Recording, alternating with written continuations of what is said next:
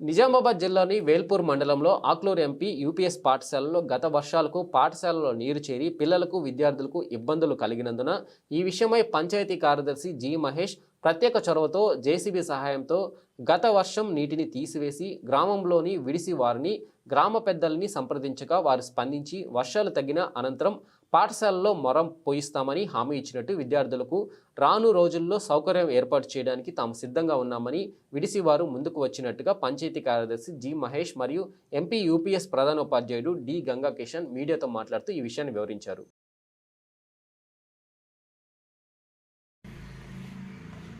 వేల్పూర్ మండలం అక్లూరు గ్రామ పంచాయతీ నందు ఇక్కడ సెక్రటరీగా పనిచేస్తున్నాను. నా పేరు మహేష్. అయితే మొన్న భారీ వర్షాల ద్వారా ఇక్కడ అక్లూరు ఎంపీ యూపీఎస్సీ స్కూల్లో నీళ్లు నిలవడం జరిగింది. దాన్ని నిన్న ఇవాళ మొత్తం జేసీబీ ద్వారా, లేబర్ ద్వారా, మల్టీపర్పస్ వర్కర్ల ద్వారా అంత వాటర్ తొలగించడం జరిగింది.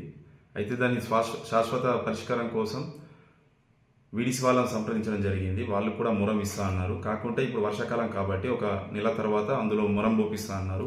కాబట్టి అది పరిష్కారం చెందుతుంది. మరియు ఈ సీజన్ వ్యాధులకు కూడా Friday dry day weekly twice జరపడం జరుగుతుంది.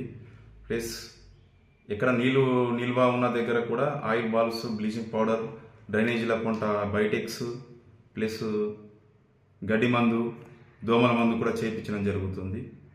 Okay, thank you.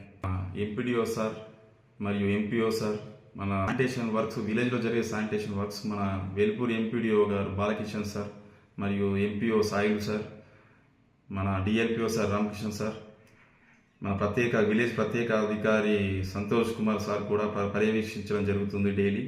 కాబట్టి డైలీ యాక్టివిటీస్ చేయడం జరుగుతుంది. చెత్తతో పాటు శానిటేషన్తో పాటు ఇవన్నీ ఫ్రైడే డ్రై డే కూడా చేయించడం జరుగుతుంది. విలేజ్లో సీజనల్ వ్యాధులు రాకుండా అన్ని చర్యలు తీసుకోబడుతుంది. యూపీఎస్ అక్లూర్ ఈ పాఠశాలలో గత 3 రోజుల క్రితం కురిసిన భారీ వర్షాలకు పాఠశాల మొత్తం జలమయమైపోయింది. ఈ సమస్యని మన సెక్రటరీ గారు మరియు వీడీసీ పెద్ద మనుషులు తక్షణమే స్పందించి ఈరోజు మనకు ప్రొక్లైన్ తోటి నీటిని తొలగించడం జరిగింది. దీనికి శాశ్వత పరిష్కారం కూడా ఏర్పాటు చేస్తామని మాకు హామీ ఇవ్వడం జరిగింది. ఈ వర్షాకాలం తర్వాత ఈ పాఠశాలకు మరోసారి ఇందులో నీళ్లు నిలవకుండా వీడీసీ వాళ్ళు మనకు మొరం కొట్టిస్తామని చెప్పిండ్రు. అదేవిధంగా సెక్రటరీ గారు కూడా ఏదైనా శాశ్వత పరిష్కారం చేద్దామని చెప్పడం జరిగింది.